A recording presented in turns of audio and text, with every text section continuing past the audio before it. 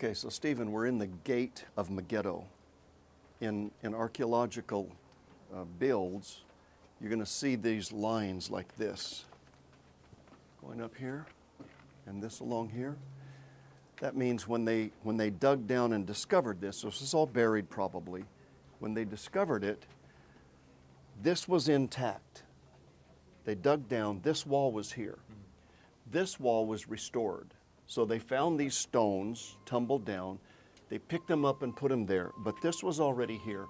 This was already here. So as you can see, much of this gate was already here. And as we go through the gate, notice where that dark line is. That means that's where they actually added to it. This was already existing, and then they rebuilt the upper portions. That's the significance of the restoration line. So how old would this be? Well, the area that was from Solomon's time, them would be about almost 3,000 years old. I'm not sure. Probably his grandsons, maybe Ahab, rebuilt some after that. But Solomon's level would date from almost 3,000 years. And then, of course, under there was civilizations that were probably predated the Israelite era in this land. So this is a manger. Wow, a lot different than you'd expect it When to it be. says Jesus was born in a manger, they have them up here because they had horses. And this is what they would feed the horses in. They'd put their food in, maybe water, but that's a manger. Probably maybe more than 2,000 years old. And there are others up here as well. I think there's some in better shape than that, actually. Now we're walking in one of the stables, possibly where Solomon kept his horses. Wow. And horses would be here. There are other stables. There was a line of stables. Here are some remains of some more mangers.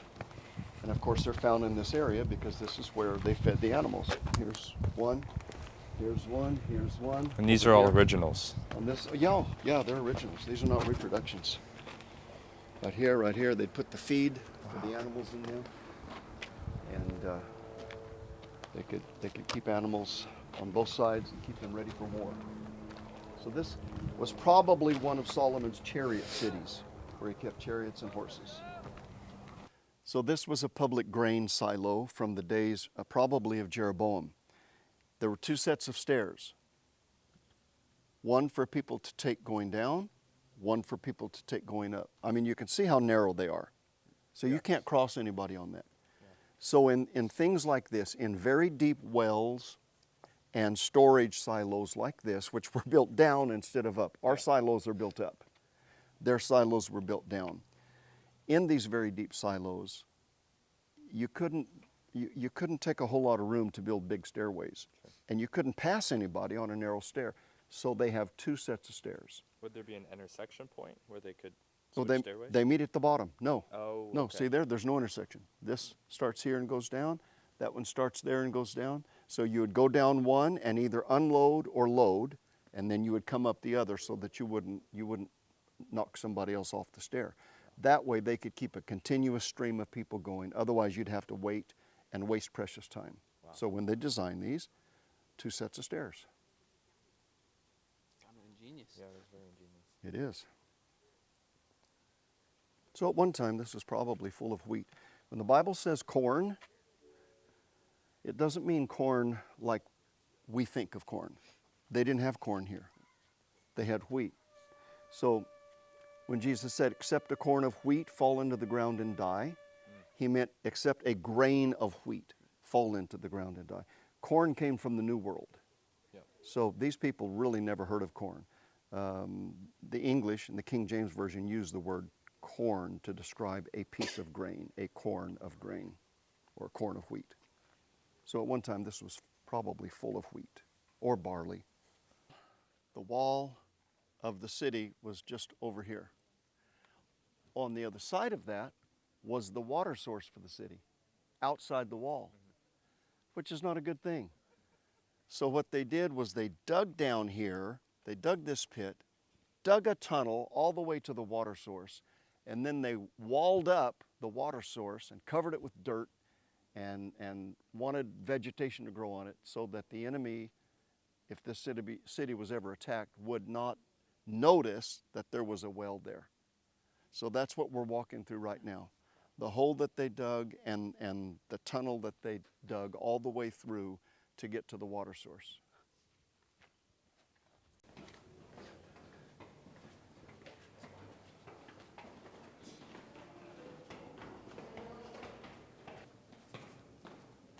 See the layers in the rock?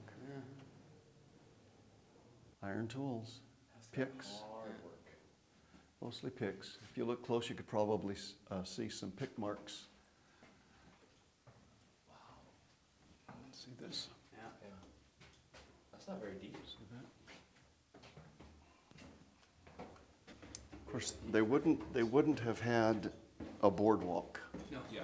So I don't know how smooth the path was. I don't know if it was rocks or if they put sand there. So was this altered, or is this the original height of the cave? That's the original. This original Yeah, height. the cave I don't believe was altered. This is the source of the water. So this is where they came. And up here is where they walled off the water source. So is this like a fixed source? Is there a fixed amount of water, or does it flow in from somewhere? I think, well, I'm not sure exactly. It's a spring. I'm not sure. I think sometimes during rain and flood, it might actually get taller. See the water line up higher? Right. And it might actually even flood the tunnel a little bit. Right. But apparently there's been water here for several thousand years.